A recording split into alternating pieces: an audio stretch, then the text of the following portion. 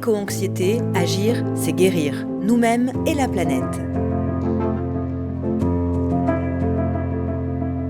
Pics de température, incendies, tornades, le changement climatique est une réalité que nous vivons désormais partout, en toute saison. En s'inscrivant dans notre quotidien, la crise écologique peut générer une véritable angoisse qui porte un nom, l'éco-anxiété. Face à la montée des discours alarmistes, il est grand temps d'agir. C'est ce que vous propose Aesio Mutuelle à travers ce podcast Éco-anxiété, agir, c'est guérir. Notre objectif, vous donner des clés pour aborder avec plus de sérénité les problématiques environnementales et cultiver une pensée positive qui favorisera le passage à l'action.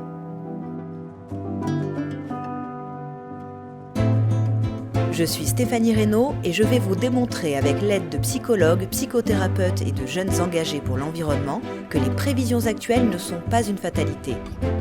Nos actions ont encore le pouvoir de limiter notre impact sur l'environnement. Oui, il est encore temps d'agir. Dans ce premier épisode, Charline Schmerber, praticienne en psychothérapie et autrice du Petit guide de survie pour éco-anxieux, nous aide à comprendre précisément ce qu'est l'éco-anxiété et comment la combattre. Charline Schmerber, bonjour. Bonjour. On entend de plus en plus parler d'éco-anxiété comme un concept un peu à la mode, alors que pourtant c'est un mot qui a déjà 20 ans. Est-ce que vous pourriez nous aider à le définir clairement ? C'est quoi l'éco-anxiété ? Alors l'éco-anxiété, c'est un concept qui a été développé par une chercheuse et médecin de santé publique belgo-canadienne qui s'appelle Véronique Lapège. Alors elle a développé le concept dans la fin des années 90. Elle le définit comme un mal-être identitaire dans un contexte de bouleversements environnementaux. Alors, il n'y a pas encore de définition qui fait consensus parmi les scientifiques, mais néanmoins, l'éco-anxiété, on peut la définir aujourd'hui comme une nouvelle forme de détresse psychique qui est issue des bouleversements environnementaux et climatiques. Alors, à ne surtout pas confondre avec un autre mot dont on entend pas mal parler, c'est la solastalgie. C'est bien différent. Alors, il y a des différences et des choses qui se ressemblent un peu. C'est pour ça que Alice Desbioles parle de faux jumeaux. Je trouve que l'expression est intéressante. La solastalgie, c'est un néologisme qui a été créé par Glenn Albrecht, qui était donc professeur en durabilité à l'université de Murdoch en Australie. Et donc, il a créé ce néologisme au début des années 2000.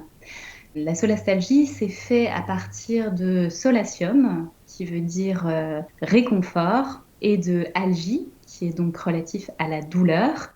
La solastalgie, c'est la douleur que l'on ressent du fait de la perte ou de la dégradation de son lieu de réconfort. Et donc, ce chercheur, Glenn Albrecht, il a créé ce néologisme en voyant en fait les émotions que ressentaient les fermiers de la vallée de l'Hunter en Australie, qui avaient vu tout leur environnement dégradé par l'exploitation de mines de charbon à ciel ouvert. Donc du jour au lendemain, ils se sont retrouvés avec de la pollution lumineuse, des bruits de camions, etc. Et donc ils ont commencé à ressentir cette espèce de nostalgie, alors qu'ils n'avaient pas quitté leur lieu d'habitation. On peut vraiment le comparer avec la nostalgie, alors qu'on est toujours dans ce même endroit. Dans l'éco-anxiété, il y a quelque chose qui est plutôt prospectif, c'est-à-dire qu'on va plutôt se placer, on va regarder vers l'avenir. L'éco-anxieux, alors il peut être éco-anxieux par rapport à ce qui se passe déjà aujourd'hui et par rapport à ce qui va se passer dans le futur. Mais c'est pour ça qu'on parle souvent en partie d'une forme de détresse qui est prospective. Alors il y a notamment une psychiatre américaine qui s'appelle Liz Van Susteren qui parle de l'éco-anxiété comme une forme de stress pré-traumatique. Voilà, je trouve que cette notion de stress pré-traumatique vient bien, on retrouve bien cette notion de détresse prospective en fait. L'opposition avec la solastalgie, c'est que dans la solastalgie, c'est rétrospectif. C'est-à-dire que vous comparez ce qui était avant avec ce qui est aujourd'hui et c'est ça qui vous amène à ressentir cette émotion de solastalgie. Mais on regarde vers le passé. Et l'un n'empêche pas l'autre, on peut être solastalgique du passé et éco-anxieux pour l'avenir. Tout à fait. Dans le petit guide de vie pour éco-anxieux, je cite notamment l'exemple de Victor qui habite dans la Drôme et que c'est la période de l'été et qui me dit qu'il est très inquiet parce qu'il voit les arbres en souffrance parce que il y a des chaleurs, enfin il fait très chaud, donc il y a un phénomène de canicule, donc il voit que les saisons ne sont plus les mêmes. Donc il est très perturbé par cette transformation des saisons. Il ne reconnaît plus le paysage qu'il était habitué à voir chaque année. Donc là, on retrouve la dimension de la solastalgie. Et mon fameux Victor va avoir un bébé. Donc il est très inquiet par rapport au futur de son enfant et il ressent une inquiétude par rapport à l'avenir. Et donc on retrouve là cette fameuse éco-anxiété.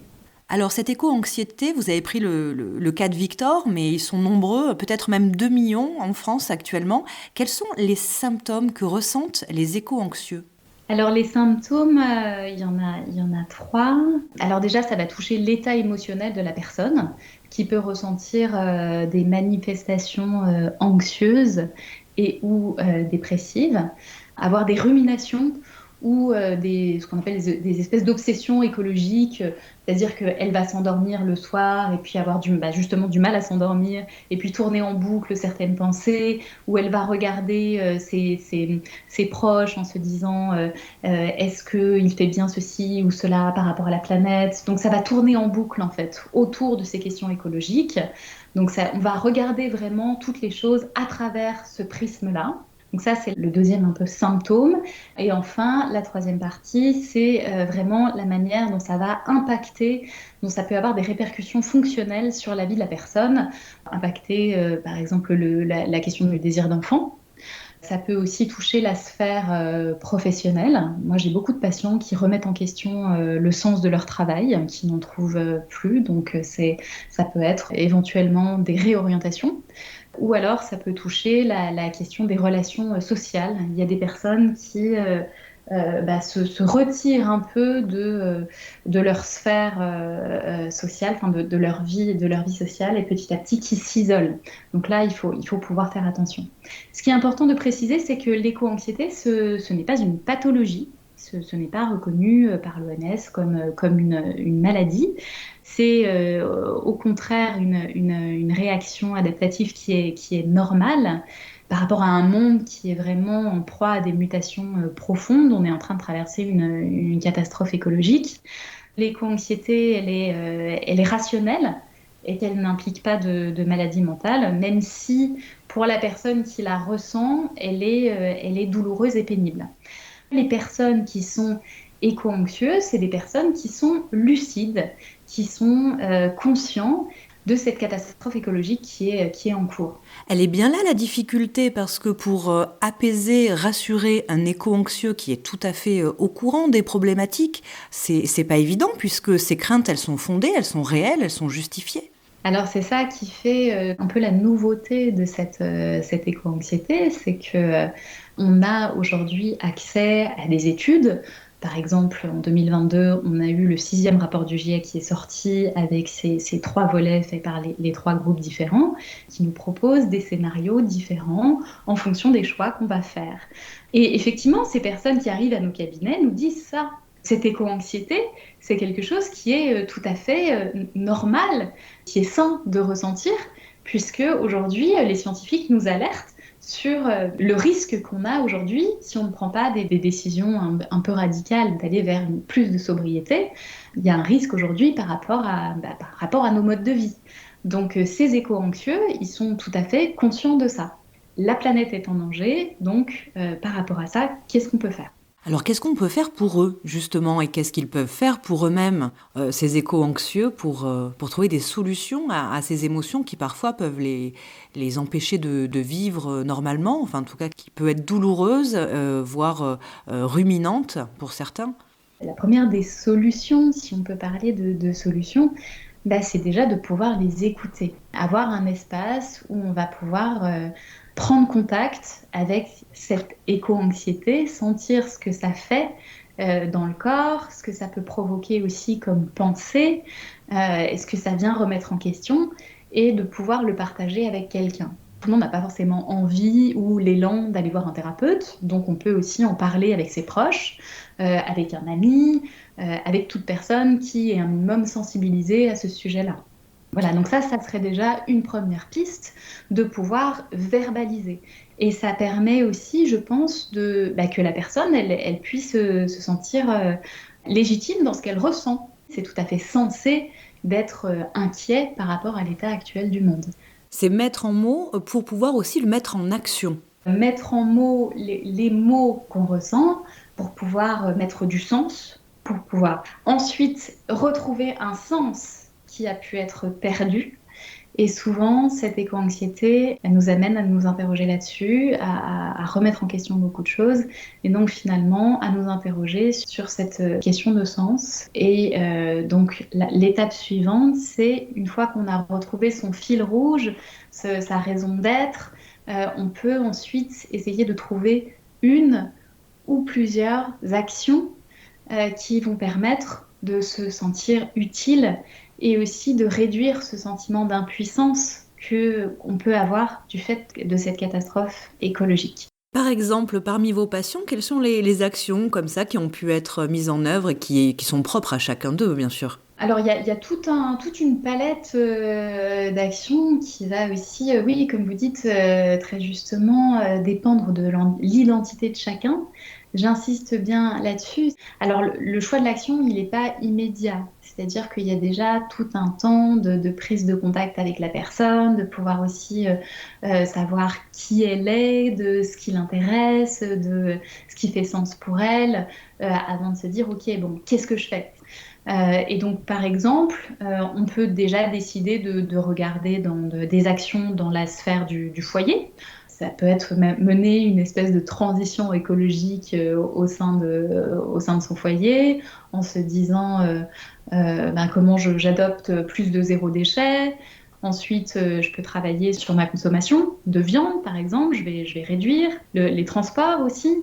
Moi, j'ai beaucoup de patients cet été qui m'ont dit pour la famille, on va essayer de faire de l'écotourisme, de faire tout en train, par exemple. Donc, c'est déjà réfléchir à des petites actions qu'on peut mettre en place. Ensuite, j'ai des patients qui sont investis dans des actions collectives à travers des associations qu'ils ont pu rejoindre. Il y en a qui décident de créer des AMAP, de participer à des fermes urbaines, par exemple, qui participent à des actions de désobéissance civile, qui s'engagent chez Extinction Rebellion, par exemple. Donc voilà, il y a toute une palette vraiment d'actions possibles au contact du monde vivant. J'ai des patients qui vont nettoyer les plages, qui vont nettoyer les espaces verts, qui ont vraiment envie de sentir qu'ils font quelque chose par rapport à ce monde vivant qui est en train de se dégrader. Et ce que ça permet véritablement, c'est de réduire vraiment cette éco-anxiété et puis ce sentiment d'impuissance. Parce que on sent qu'on est utile, qu'on fait quelque chose. Et une dernière astuce peut-être pour aider à lutter contre l'éco-anxiété ? Alors moi, je dirais, il ne faut pas chercher à lutter contre cette éco-anxiété, mais plutôt à l'apprivoiser et à en faire une force. Finalement, cette éco-anxiété, elle vient dire que on est conscient et qu'on est bien connecté au monde vivant et elle est plutôt précieuse. Donc la regarder comme une richesse et un signe de clairvoyance plutôt que comme quelque chose à absolument chercher à étouffer. Au contraire, il faut plutôt en être fier.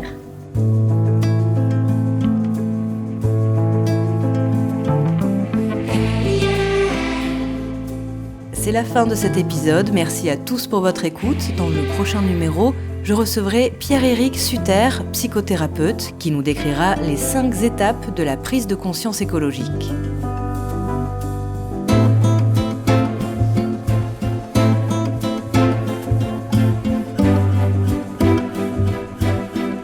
Ce podcast vous est proposé par Aesio Mutuel, 2e acteur mutualiste en France. Retrouvez-nous sur les réseaux sociaux ou sur notre site internet. À bientôt.